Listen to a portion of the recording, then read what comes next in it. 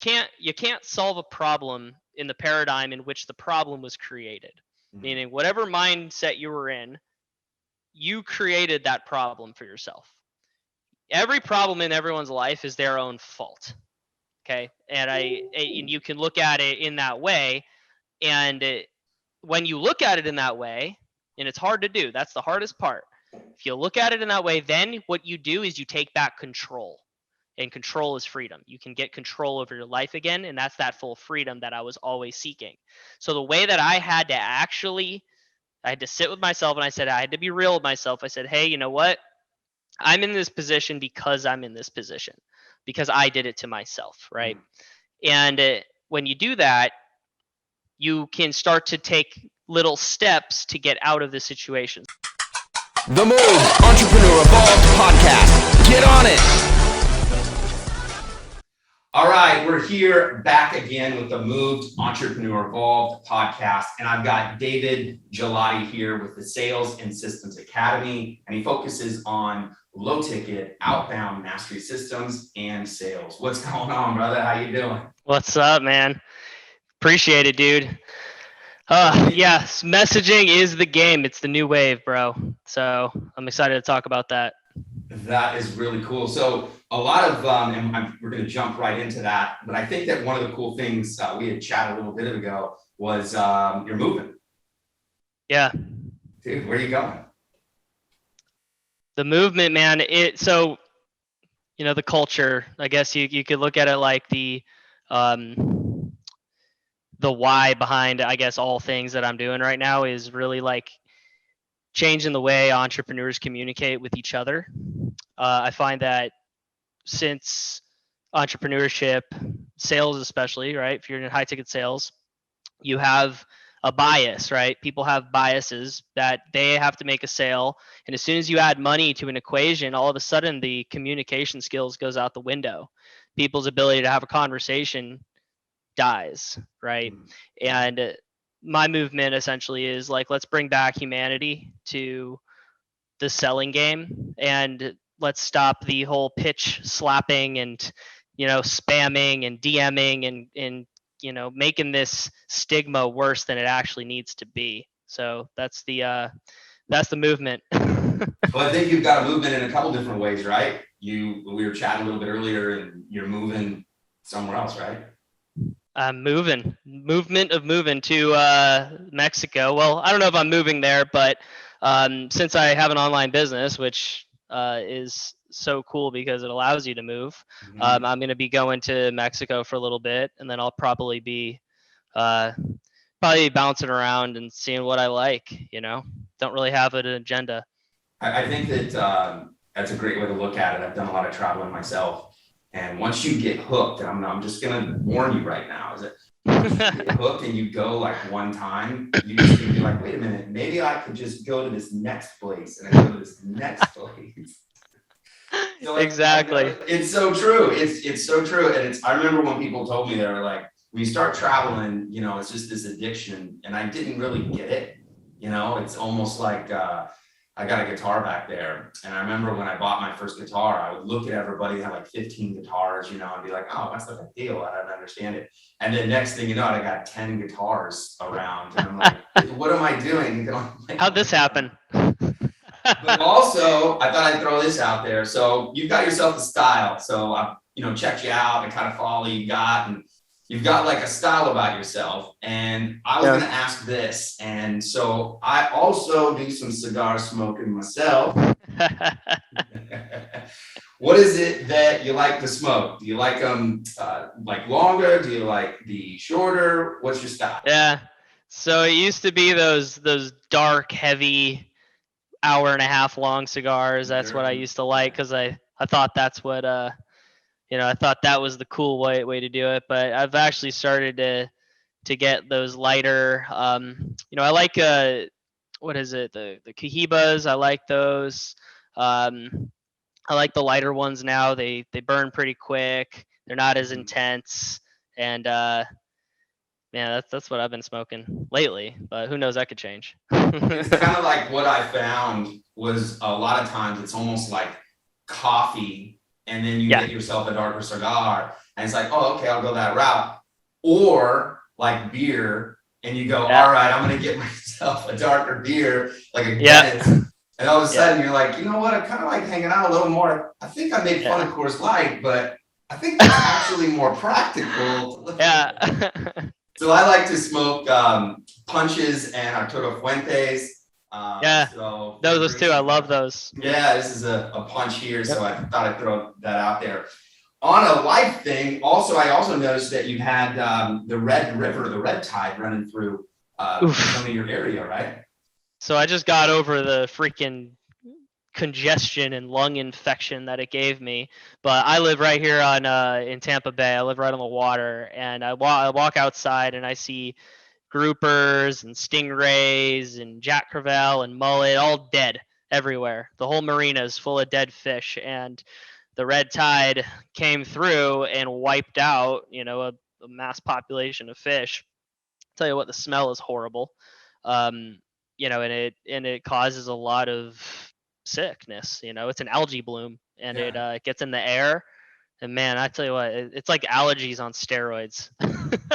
But I've lived in Florida my whole life, and I've dealt with multiple red tides. So this one was just specifically bad.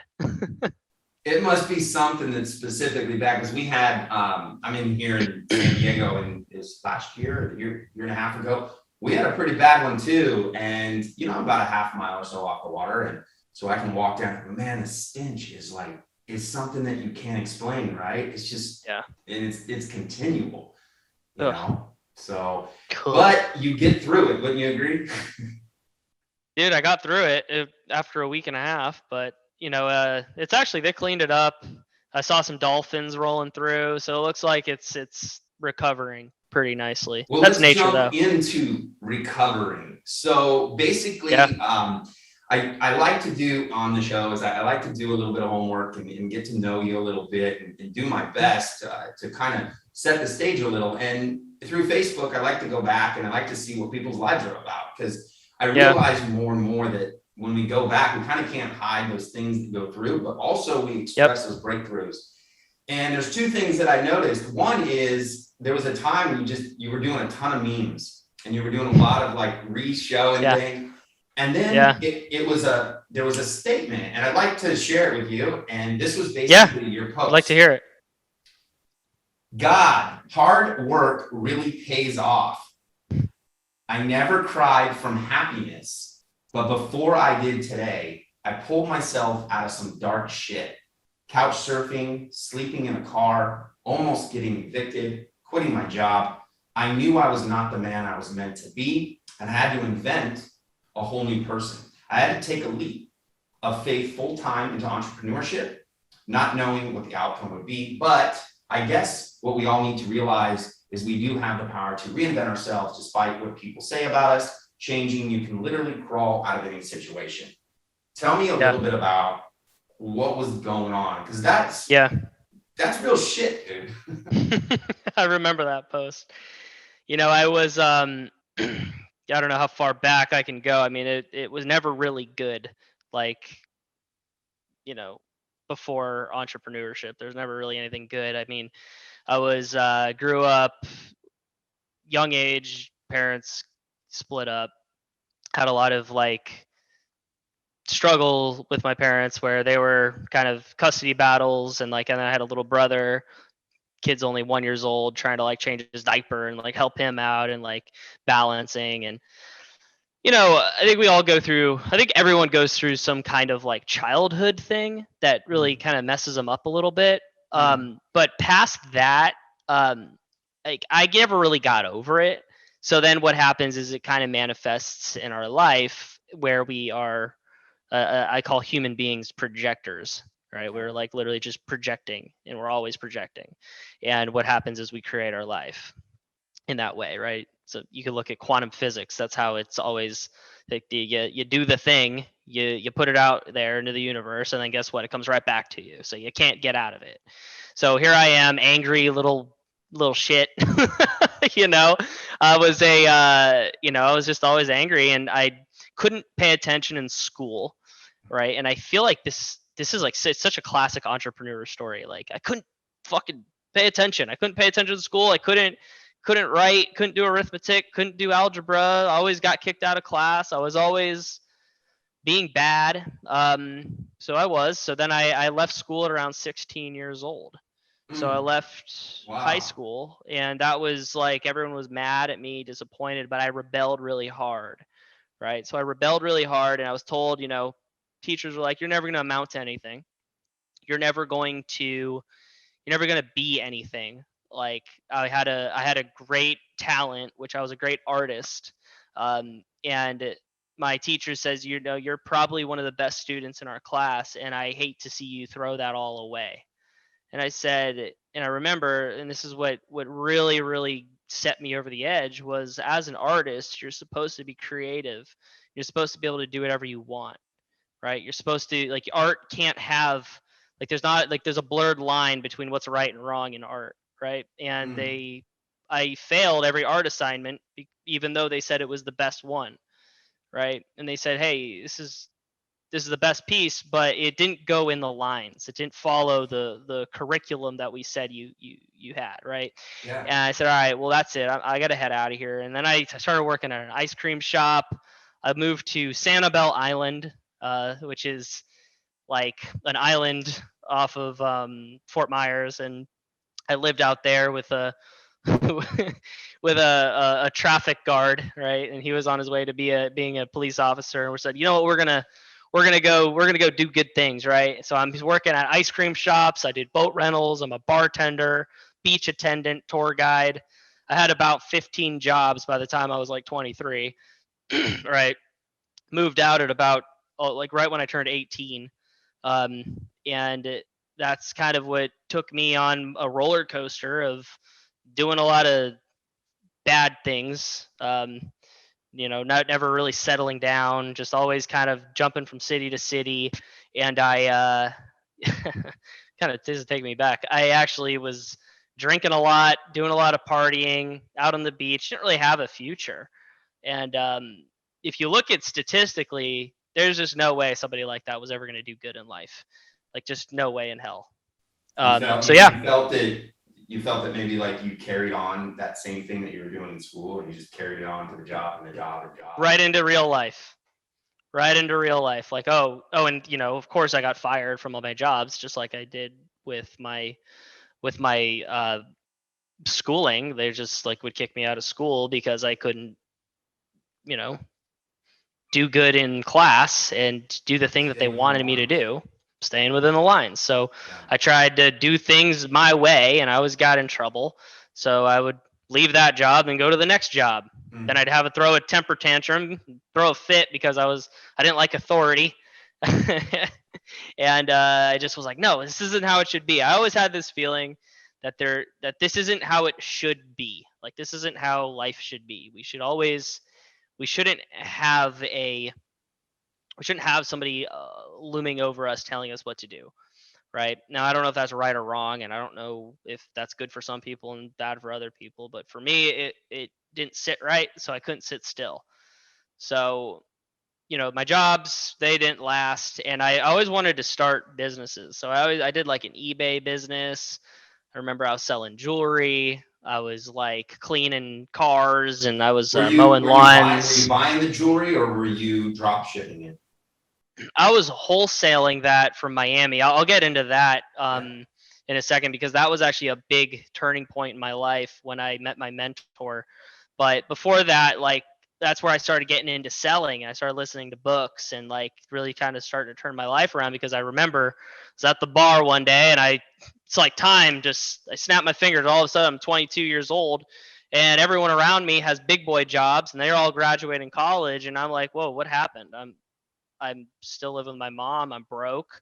Like, I don't have anything to show for anything. And here I am, like, feeling inferior to my peers. And I'm at this bar drunk. I feel like I'm being judged by everybody, because like, what happened to that Dylan guy? God, he really went downhill.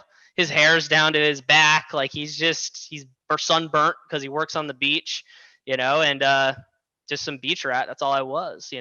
One day I just decided, I was like, you know what? I'm going to buy a car. I'm going to get my shit together. I'm going to get 2 jobs. I got 2 jet ski jobs. So I was a tour guide. So I was a jet ski tour guide. I showed people dolphins. There's got to be a crazy story, dude. That could do a whole segment, right? Oh yeah, dude. Like I've had people get lost. I had to call the Coast Guard. I've had to save people, CPR. Like I had one of my friends had to save a guy because he got struck by lightning. He had 2 people die on the beach. Was that the story of Kanye? Was on the beach and he was that Kanye or was that like Jay-Z? I have no idea. No, I think it was DJ Khaled. Oh, was it DJ Khaled? He hit that thing, man, and he was gone. Oh man, I remember that. Yeah. No. Yeah. So whatever. Like the tour guide stuff. It was only paying me $9 an hour, $12 an hour, and I hated it. But I do remember this, and this is what I will always tell people that are struggling and they want to get out of a job.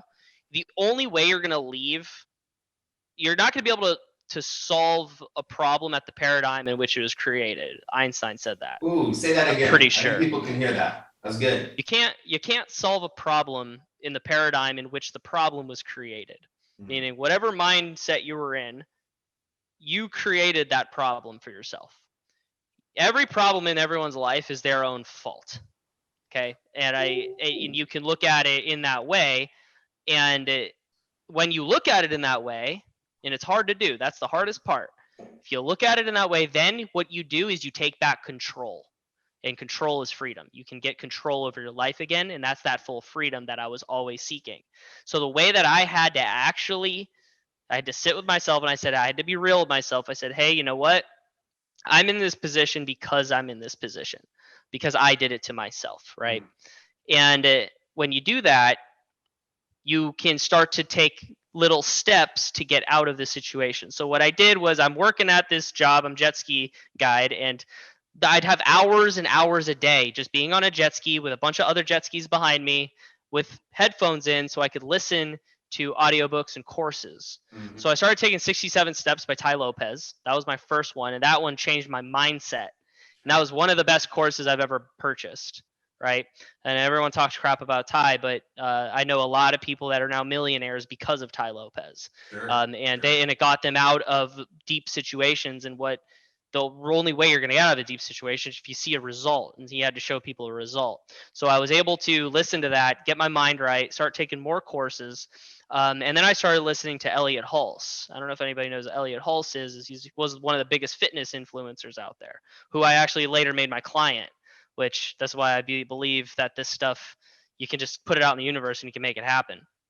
So I made him my client at a later date, which I'll talk about in a sec, but I'm listening to stuff and I'm able to think different now, and I'm able to get ideas. So if you're ever in a position like this, you can listen to influences and change the way you look at the world. Then when you change the way you look at the world, you change your behaviors, and you change your behaviors, you're going to change your life. So I buy a car, I'm able to afford the car, and I go travel a little bit. I'm like, all right, cool. This is happening. And I remember I started driving Uber. So now I added it onto my income.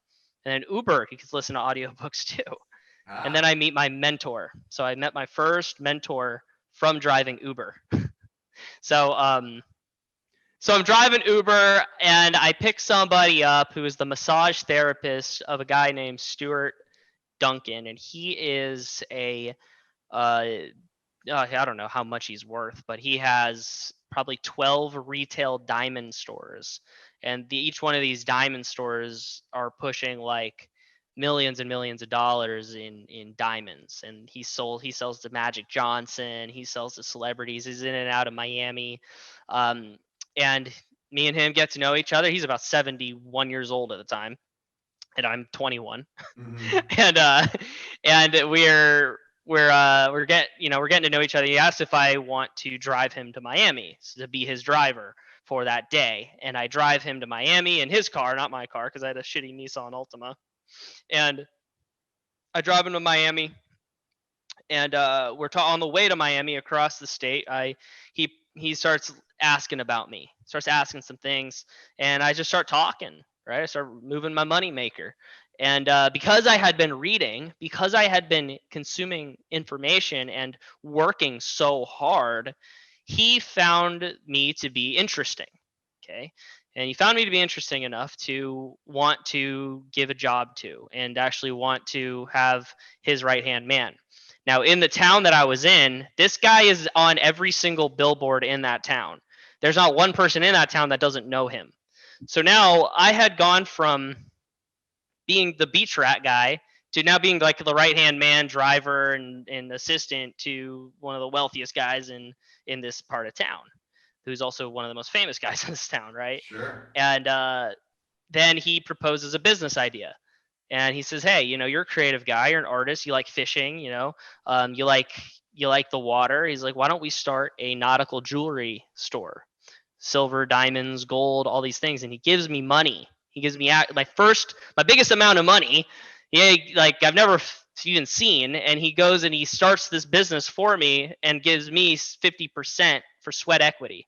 So now I'm partners with this guy, and I'm 21 years old, and I had no track record. Why would anyone do that, right? And this just goes to show, when you change your behaviors, people notice. Very And cool. there's things that you can't really control, but will happen if you just change these behaviors. So then I get to live with him in Miami. So because now I'm working for him full time, and we started a business. So I'm living in a high rise. In literally a month, I went from living almost homeless to living in a high rise on the beach in Miami with this guy, and it didn't feel real. And it was awesome. This is where I really started learning business. This is really where I started learning under somebody, because that's the only way you're really gonna to skyrocket your results, is you gotta learn from another person. So that was my first time learning this stuff. And go figure, I'm a 21-year-old idiot and I tanked the business, but and then I get to move out here to beautiful Tampa Bay after that ordeal. But I had more confidence. I understood So what do you things a little think? bit differently. So did he actually open a little kiosk, or what did you guys do? It was online e-commerce. That's what got me into the marketing game. Yeah. So basically what he did is he said, I kind of have a similar story in some ways like that. But what he did is and I'm getting this from you, is that he basically recognized that the future was there. He noticed that this guy has enough energy to tap that. And then he basically said, maybe I can capitalize on this new thing happening. And then you're recognizing, from what I'm getting from you, you're going, wait a minute, I guess I didn't get it as much. And what was that closure on his side when it didn't go? What was when it didn't work out? Well, I wouldn't let it go, actually. It was like I wouldn't let it go, and like it wasn't working. It worked, but it wasn't like the results. Because look, on my end, I realized I needed more skills to compete in the online arena, essentially. And this is an old school in-person diamond sales guy. He didn't have that, right? He didn't understand that. Now, this is what I learned is and then also this comes down to passion too. I didn't care about it. It was just, this is what happens when, if you have an opportunity and it's the only opportunity you're ever going to get, but you don't have the skill sets to recreate it yourself, you're going to just do the thing. This is what happens when people have jobs. They're just going to do the thing that they want to do, or what's the word? They're just going to do the thing because it's the only way they can make money, or it's the only thing that they can do, rather than being in that place of abundance where he says, hey, we're going to start this store. And I say, hey, that's cool. Let me weigh out my options, because I have other options. But so the lesson, would you agree at the time, that's all I had. That was the option, right? I mean, it was the option. And for him, looking back, you were his option. You were his key to the kingdom. Yeah, totally. Yeah. And really, if I'm going to get anything from this, and he's going to get anything from this, it's like a big lesson, and the closure came down to hey, I'm trying my best. I don't really love this, and it's stopping me from putting in all my effort. And I don't really see this going anywhere, and he wasn't mad. He's like, look, it's nothing. Like, it's not a lot of money. It's not a lot of crazy, like, don't get me wrong, like a lot of shit happened between then, because like before that we actually got robbed in Miami. Somebody broke in and stole all my jewelry. I remember that. There's a lot that happened, man. Dude. Uh, But I think, but like, we you know went what? through it, man. We went through it. Yeah, like you go through shit, right? I think that like this statement of like we got robbed, people get robbed in like a million ways. I mean, you got that robbed. Yeah. But wouldn't you agree? Like Mm-hmm. everybody has a I got robbed story if you're going to be in business. Yeah. Mm-hmm. Oh yeah, you got to get used to losing. You got to get used to, and man, I've been through a lot of like loss in business. That's something that man, when I lost all that jewelry and all that money and all those laptops and phones and all the shit that comes with it, like, it just makes you over and over and over again. When that happens, it just makes you detach from the value of money. Ooh, Like, that's it's good. like, for me, it's just money. It's just a fuel source to make a business happen. And to me, like, Yeah. at a young age, I get to go through that, so I don't, when it happens to me when I'm older, like, I'm not going to lose my mind like so many other people do. You know what I mean? Yeah, getting hit was just a process, and you didn't get knocked out, you just got hit, and then being able to Totally. recover from that's great knowledge, man. Yeah.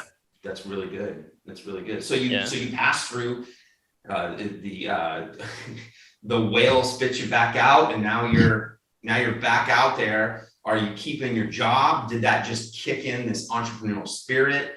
Yeah. What was that? That was the All right. that was the J curve, where I was like, wait, I can do stuff. Because like, when you come from where, I like that. you know what I mean? Like, so many Yeah. people, they come from being told they can't do things for so many Mhm. times, they start to believe it. Right. And I realized, I was like, wait, I can do stuff. And it wasn't that like we crushed it or anything. It was that somebody invested into me. Somebody saw potential in me that I didn't see in myself. So I said, wait, I can do shit. Like, I am completely capable. We're a human being. Every human being has a machine in their skull that is so powerful. It's like a quantum computer. The damn thing could create businesses and manage money and manage people and see the future, and it's amazing. This is where I really started to take motivation to another level, right? So from there, I went out to St. Pete because a friend of mine said, hey, like, out here there's a lot happening. This was a while ago, but I came out this way, and he said, like, come out, like, there's a lot of people. He's like, I got a lot of big business connections, because right then he was starting to become a portfolio manager, and he started managing a lot of money for a lot of big names. And I was like, wow, this place really is booming, right? So I came out here, and you know, went through the same struggles. It was almost like all over again. I went from living on the beach to now I'm living on a couch. So now I'm homeless again. It's like, I was homeless like must have been 3 times already, right? So I'm sitting here on his couch, like, I'm like, shit, like, when you lose it, and you get super high up, and then you lose it again, and you go up and down and up and down, and I feel like the entrepreneurial adventure is up and down and up and down, and then it tapers off, and then it gets nice and even, and then you just can slowly grow, and that's where it should be. You should just slowly grow. And so then I'm living with him. I decided to start focusing on, like, really, this is where my obsession with being skilled at certain things are, right? And I wanted to focus on skill sets. So I started working on my skill sets, and this is where I started like looking at courses. I started working out on the beach as like as a waiter, and while I'm doing that, I'm like taking courses, and I'm actually like starting to work on things a little slower now. But bartending and serving is where I got my people skills. Right. This is what now I look back, I'm like, man, I should have just started bartending and serving, because that's what makes you good with people. And that's what gets you into sales. That's what gets you talking and having fun with people. And that's where dealing with assholes. And dealing with assholes. Right. Oh yeah, everyone's an asshole when their food is late. Yeah, I mean, you learn how to get through that. That's cool. Okay. Yeah. So I'm working there, and this is where, like I mentioned earlier, I'm working at this restaurant downtown. I worked at one on the beach, and I mentioned earlier that I had been watching this influencer on YouTube named Eliot. Eliot Hulse he's actually responsible for a lot of people's like entrepreneurial adventures because he was so famous at one point. Mhm. I think he got up to 2 million subscribers on YouTube, and he only had like a cell phone, and he was like the first to ever really do it. And I knew that, and I would watch his stuff. Like I would consume his stuff and write it down, and I watched all his videos. And I knew that his gym, he owned a gym. His gym was out here in St. Pete, and I was like, that's the first place I'm gonna go. And I started checking it out, and I'm like, he wasn't there. Like he ran 12 of them or something all over the world. Like he wasn't there. He just did videos and stuff. So I was like, well, one day. And one day I'm waiting tables, and I wait on his marketer, his main like marketing, what do you call him? He like did all the media, he did all the videos. He was like his like right hand guy, right? Yeah. And then another guy named Ryan McGinn, who's really really good. I don't know if like he's really good with like videos and TikTok. He has a TikTok agency Production. now. Production, he's badass. He So I'm waiting on charges them. his computer and his phone. He does that kind of stuff that we don't. Yeah. Yeah. So I'm waiting on them, and I find out. I'm like, so what do you guys do? Just chatting them up. And they're like, oh yeah, I work with we all do media, like we all do marketing and stuff. I'm like, nice. I'm actually taking a course on that. Like, being a kid, like that's so cool. I've always wanted to do that. I'm actually, and at this time I started a little marketing agency, and I started doing local business, social media and stuff. And I was telling them my idea, and he shows me his phone. He's like, yeah, you got to do this with your video. And then I notice on his phone, like I'm looking at his Instagram and like what he's teaching me, and it's Eliot. I'm like, yo, is that Eliot Hulse? And he's like, yeah, you know him? And he was excited because there's no fans out there. Like he barely sees fans. And I'm like, yeah, dude, I fucking love that guy. Like, and then he goes, no way. And like they're all excited, and they're like, yo, let's get your number. Like, let's hang out. And then we like started doing photography together and like shooting, and we're having fun. And he's like, dude, we should go into business together. And I was like, this is the exact same thing that happened before. And then like we go into business together, and we start taking on local businesses as clients. And this is the first time I started getting paid like actual recurring money, and actually started realizing that like I could charge enough people this much money and actually leave my job. Right. And then he's like, hey dude, I got a proposal for you. He's like, do you want to do Eliot Hulse's social media? And I was like, holy shit. I was like, I said I was going to do it. I said I was going to come out this way, and I was going to meet that guy, and I'm going to make him my client. And I did it. And I started going in, I started doing this gym photography. I started taking the NFL and NBA players that do like their jumping exercises, and I'm taking pictures of that. And that's where I started really learning like media and branding and all that stuff that's really important. And then, so I started doing that. Then our prices just got bigger and bigger. I started working for different doctors and medical institutions, and we started doing video branding. And then I was able to make enough money to quit the job. And you were still in St. Pete there, right? Yeah. I ended up moving out to St. Pete, and it didn't go perfect the whole time, but yeah. I lived out in St. Pete. I spent a short, not living or anything like that, some time in St. Pete, and I'll tell you, you can end up on a bench where there's a lot of good opportunity. That little spot there has got like a hub of veins, right? It's like it could go this way or it could go that way. There's a lot that could happen out here. So then you take yourself, and now you've in a way positioned yourself with someone that had a name, which then at that point now connected you with people, right? So now you have, you have ropes to pull on, you have people to ask questions. So at that point, did you hit a pinnacle point where you went, okay, I'm going to stay in a partnership, or did you start looking at confidence in yourself? Yeah, that's where I started to, I guess like we do multiple businesses, and then we decide like what is it that we actually want? What do we actually want to do, and what's our purpose? And that's what I learned from Eliot is you got to stay true to like your true purpose. Like what's your North Star? And what he helped me realize is that like, because he helps men now, like he's very big on like helping men be in their masculine. And every man needs a purpose. And without that purpose, they are always going to be lost.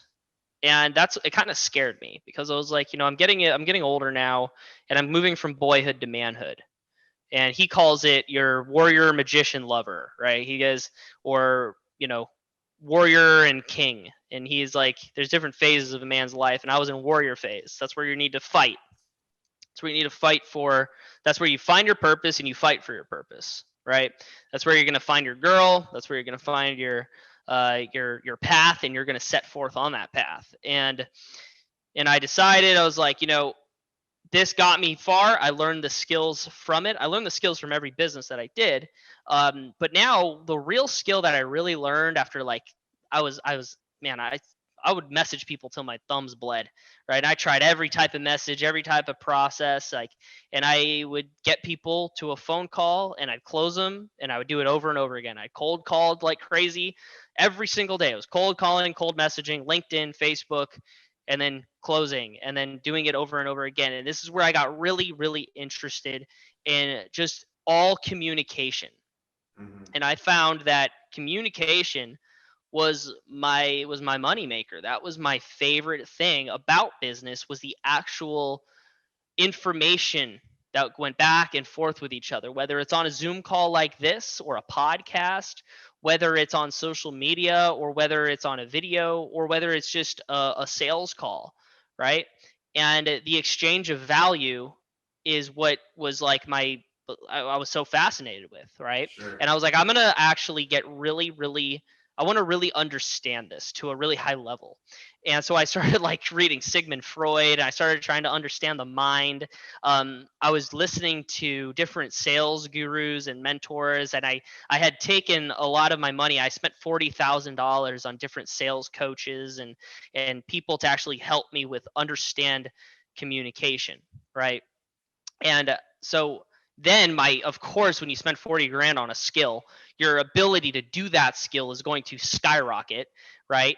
And it's going to start to work. And that's where I really was able to start building out more of my business, right? And then people started to seek me out for help. And I wasn't like one of those people that were like, I'm gonna start as a coach, right? I'm gonna start helping people with this thing. And no, it was like I actually had a friend who was a fan of Eliot. Like a lot of Eliot fans would reach out to me and stuff, and had saw me on different videos, and was like, hey, like, could you help me with this? Like, you do really good with it. And I was like, yeah. And I started doing it for free, and I started just helping him out because I thought it was cool. I thought I wanted to give back. And he was like, man, because I started having people reach out to me that had a really hard time communicating, really hard time, like, saying, hey, I'm valuable. Mm-hmm. And I started helping people kind of find their different purposes and, like, get out of their own shell. And he was able out in, I think, 3 months, he was able to quit his job. Mm-hmm. I got him to a $5,000 a month in his business. He was able to leave his job, and he was like forever thankful. And then he started helping me. He became my copywriter, and he started helping my clients, right? And then, and it just took off from there. And then from there, I kind of wanted to figure out, like, what am I going to name this thing? Like, all these people that reached out to me, and like, I had a group of people that I was teaching. I was like, well, what am I going to call this thing? So I called it the Backpack Business. I was going to bring that up. I was waiting to bring it up. And that was where I was like, and I had this laid up, and it's you're doing a good job in just telling your own story, but you're basically at that point. I was literally going to break that up. I notes here. I was like, look, he's got to hit this backpack business. What was that?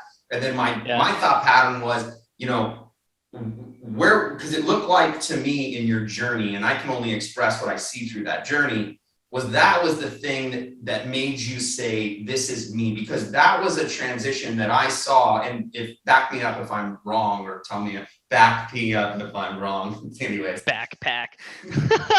So anyways, but what I was saying is, I was curious if that was the time that you went, I'm going to go be me, because there was something that I noticed in that transition that actually your expression of you changed.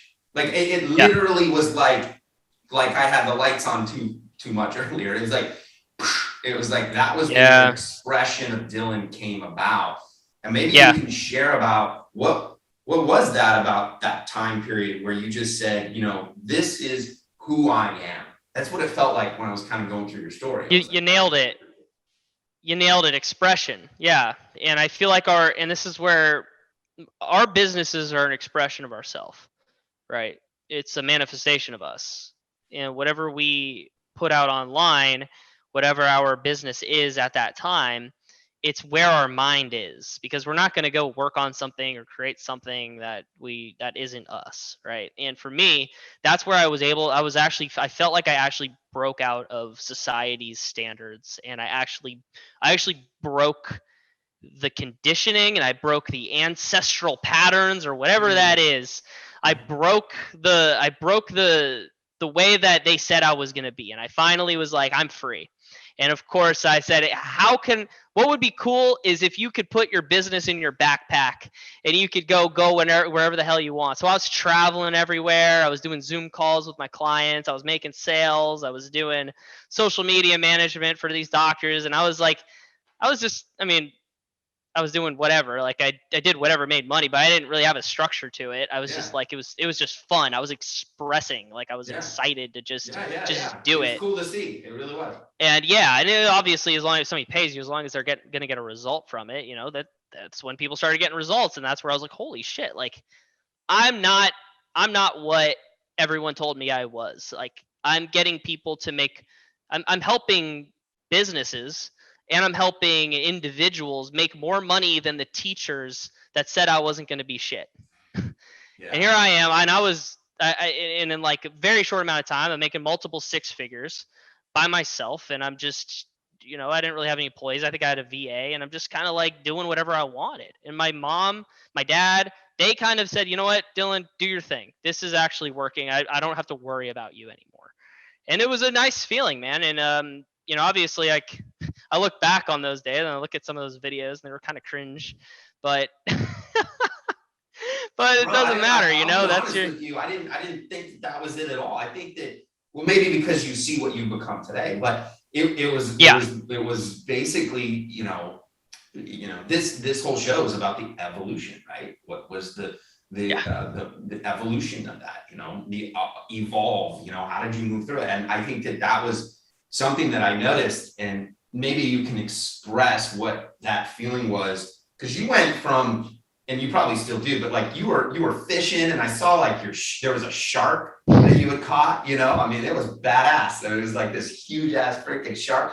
But then all of a sudden you kind of had a style about you.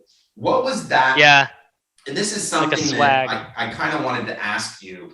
And that was, what was the time when you said, I can express a set of style? And then in branding, when did you just own it? That's a good question.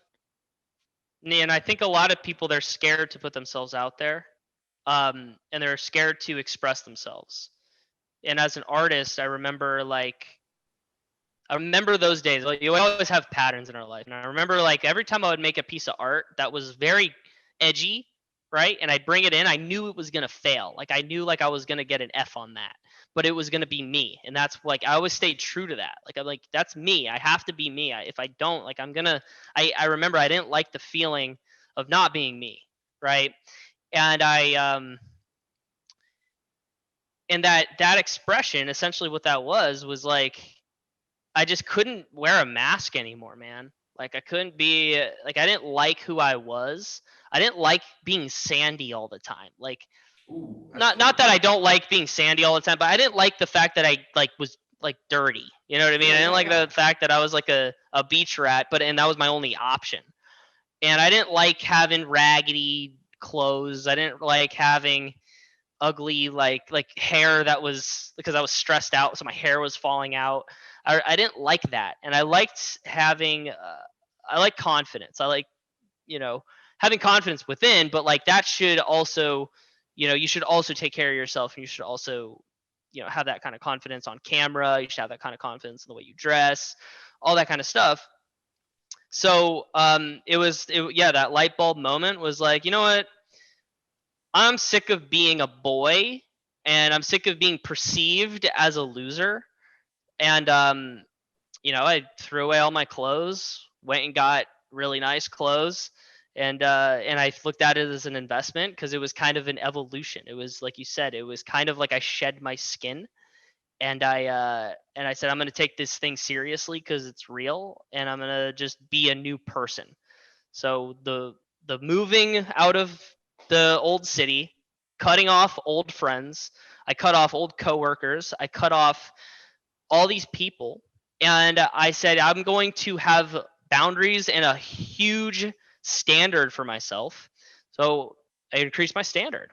That's really all it was. And So you that's moved through. I think that it's like, I think it's cool. I think that, it doesn't feel good when you're in it, right?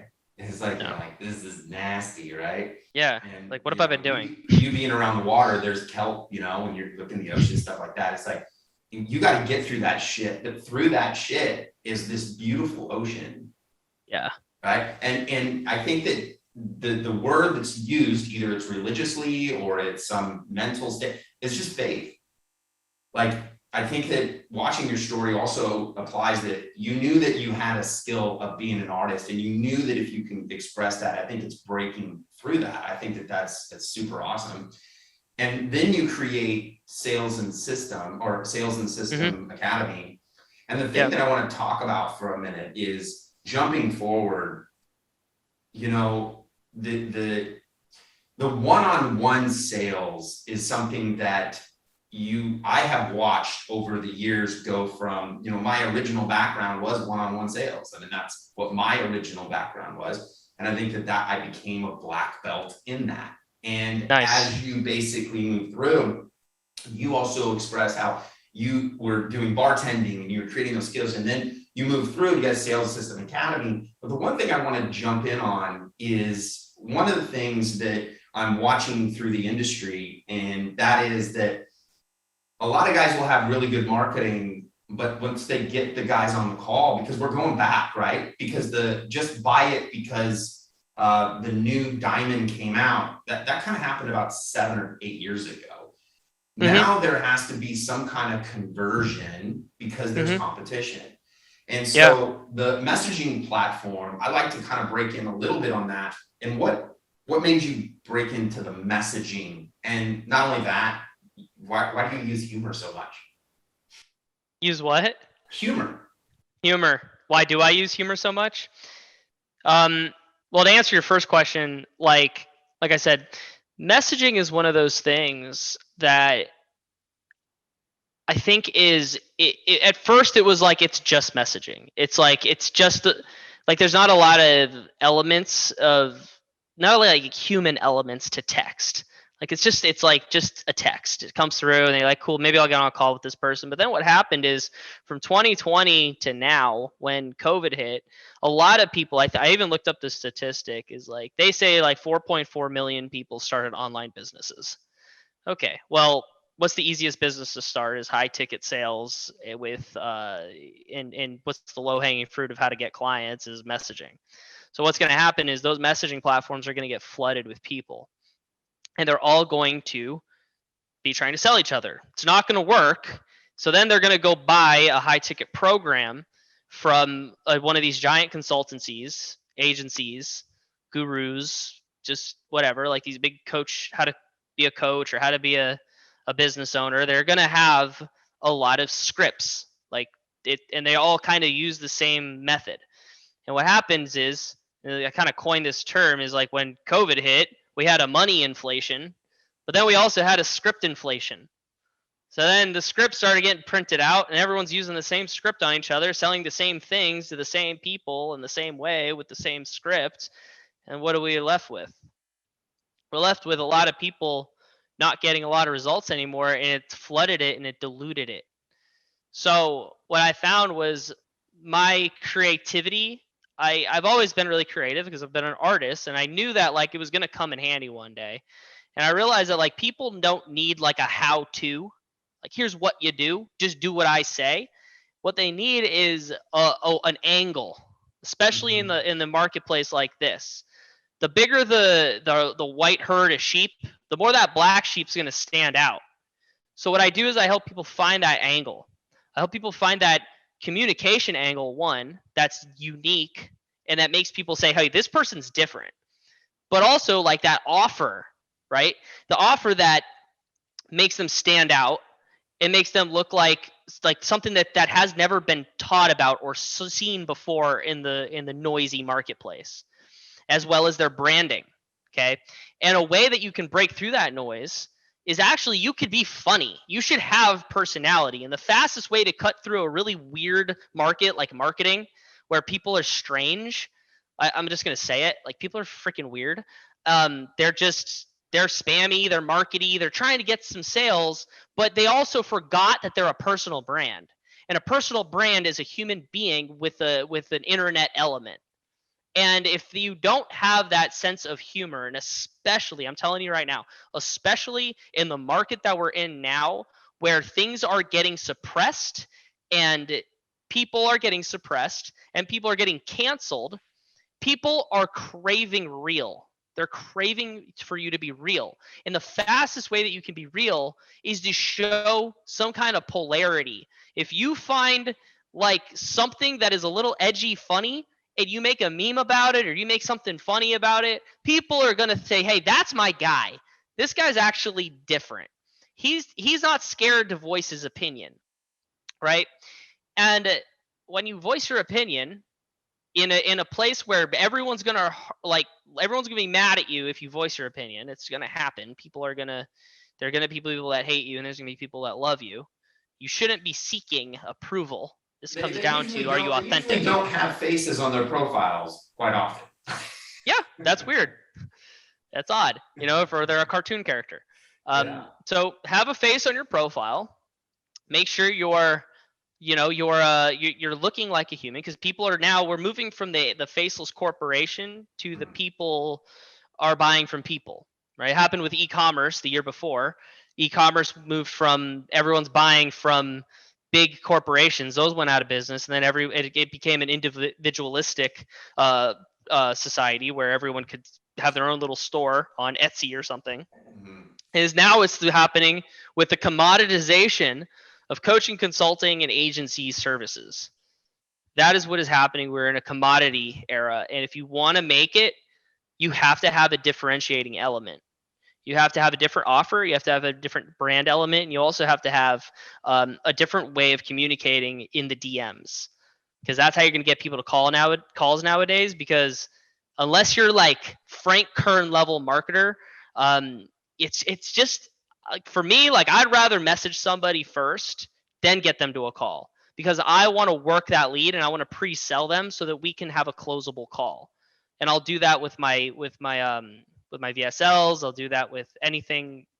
Anytime I put something online, I'm going to have that barrier first. And then and typically like we only do outbound for the most part. So then outbound messaging, a way to build a relationship first, let that thing compound and let all those relationships and networks compound. And then you're going to meet people. Then you're going to get a lot of different calls with people that are like, hey, I've been watching your shit for a long time, been in your Facebook group, saw your Facebook account, your Instagram. We had multiple conversations. I'm ready to buy. And it's a lot easier. I think that is so valuable. And I think that, one of the things that I think that you tapped, which was so true, is using creativity, but ultimately these skill sets really didn't change from when you were at the bar doing bartending. Isn't that something? Yeah, I guess not. Yeah, it's all the same thing. It really didn't. I mean, there's an experience. Hey, how you doing? You slide something down and say, hey man, how you doing? What do you like to drink? You don't say, what can I get you? You create that relationship. And when you start hey, good to connect. You connect. And then what? And then what do? You tap them off on the top, the old skill set of giving the vodka at the top, and then they feel the pain and they go, that's my dude, right? And then he's got the goods. Then you stick with that guy, and then you basically order all your drinks from him. And that is, especially in a club environment, if anybody's ever spent time in Las Vegas, it's like you're looking for your dude because a drink's $27. Like you want to get hooked up. The most out of it. And I think one of the things that you're doing great is the messaging is basically saying, you know, let's create a relationship first. Then I can find out if we can go from there, and then message. And I think that is a great answer to moving it through, but also not reinventing the wheel, right? You're really just using human behavior. Really, yeah. Like, and that's where it came down to, is really studying human behavior and why people are having such a hard time with messaging. I mean, 90% of our clients, and we've had clients, this isn't just the beginner, this isn't the newbie. We have clients doing $250,000 a month. We have some people doing like just starting out and they just started their business. Every company is dealing with this problem. Is they're trying to get people to calls and they can't because they're lacking authenticity, they're lacking trust. And of course they're lacking trust because 4.4 million people joined this arena and people are getting burned left and right. People are trying to coach everyone. Everyone has the same offer. Nobody's going to trust the next person that slides in the DMs in the exact same way, because guess what?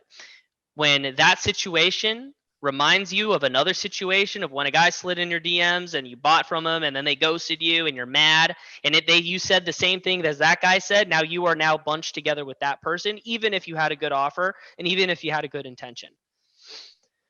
And that's the problem. How do you see, one question would be, and this is something that would tap, is that many people would look at someone maybe like your personality, or I think that my personality has kind of the same traits, a little bit wild at the times, and sometimes if I pull my hair down and I put that shirt on, we probably don't stay. But ultimately, if you look at that, many people tend to sometimes look at those personalities, are, you know, like ours, is basically say, oh man, you know, you can do this or that. And I just don't ever believe that. What do you say to those people that kind of think like that? Like they're very kind of conservative, their approach. So, oh, that's a natural conversing. Oh, yeah. Oh, man. Natural confidence. Like, this guy's never, like, he was born with it. I could never get on camera. I could never message somebody all suave and get him to a call and be suave on the phone. Like, first off, I was bad at sales. I was bad at bartending. I was bad at messaging. I was really bad at messaging. I was bad at fucking everything I ever tried to do. I was bad with girls. I was like a virgin till I was like 18 or 19. I could barely talk to people. I was sweat. I actually would get pools of sweat under my armpit when I would be nervous to talk to somebody. So when somebody says, oh yeah, that guy's just naturally this way. You know, first off, like I said earlier, people project because maybe that person is natural at something and they saw how that helped them, and like they saw other people and maybe they're judging other people, because that's a judgment. They're judging other people for being like bad at something that they're good at, right? Or vice versa. And what they're doing is they're trying to project that onto somebody else, so because they don't want to have to face an internal dialogue of, okay, well, maybe I do have to put in some work on this, because that's the last thing that people want to do is look at messaging as a skill. They want it to be a script. That's why it worked when it worked, but now it's not working and nobody wants the script anymore. That's why my offer did so good, right? And they also want they don't want to have to do what really good, you know, like yourself, you said you're great at sales. Well, I'm sure you had to talk in front of the mirror and listen to your calls and get coached and have to work on little things like tonality. So this is crazy, and I'll tap into that. So I would do sales, right? And I started selling cars at first. It was like, either I was going to go, I really wanted to be a pharmaceutical salesperson. And just like you, I realized I'm not going to go to college. And I tried that, and I was like, man, he's sitting in this room, and this guy, he says he's a business and he's a consultant. And I asked him, I was like, hey, I look back, it was pretty rude, but basically I just said, hey, what business do you own? And he was at the college and he goes, well, I don't own a business. I just do like consulting. I said, well, you've never actually like gone out there and had to pay a little bit of payroll. And I'm only your age, you know? And so I realized that going into, man, that just took me like right back to that moment, and I totally forgot where I was going. But basically, that's college. Yeah. So basically, I start selling. Oh, there it was. So basically, I start selling, and I remember coming home, and I was living with my parents. I was selling cars, and I'd be in the shower, and I wasn't singing, and I remember just going through these rebuttals. And I was just rebuttal after rebuttal after rebuttal after rebuttal. And I remember just going like, I can do this. Yeah. I can do, and it's so, I think what you're saying, and I think that a lot of people will agree with you, and those that are watching this show, nobody gets anywhere without repetition. Nowhere. Nope. Nowhere. Every skill follows the same syntax. Mm-hmm. It always follows the same process. And every skill I've ever learned, whether it was shark fishing in tournaments, or whether it was bartending, or whether it was selling, I had to do it a lot, and that's what made me good. And then I had to, like you said, like go in the shower and think, okay, well, how come that money objection didn't work? How come I wasn't able to go through that objection? How come when I messaged that person, they said no immediately and they didn't even know what I was offering? Well, then I have to go look at a psychology book and wonder why like people get sad. Like, what's the amygdala do? What does the prefrontal cortex do? Why does that happen? What does the RAS do? How do we like get information downloads and like filter out our reality based off belief systems? And what is all of that? Well, every little piece of that. And everyone that says they're like the expert at sales, like I'm the best at sales, like is lying, because if you say you're the best at sales, that means because sales is such a loaded word. Sales is like communicating value, right? And if you say you're the best at communicating, then you're also the best at understanding the mind. Mm-hmm. And the mind is one of those things that doesn't really end. Mm-hmm. And there are people that spent their whole life looking at the mind and trying to understand the mind, and those people are only scratching the surface. So at the end of the day, this is a thing that if you just look at a script, that's really not even anything, because it's such a deep topic. That's like looking at the poster ad for like an event and saying that's what it is. That it's the poster. That's what the event is. It's the poster. No, the event is inside the event. You go to the event, you're just looking at the ad, right? The ad is telling you what the event is and how it should go and how it's going to go. That's what a script is. So if you say, hey, how do I learn sales quick? Well, that's like saying, how do I learn the human mind and the quantum mechanics and language and psychology and perception and all of these things that come along with trying to tackle something as complex as sales. Well, Dylan, you lit the fire today.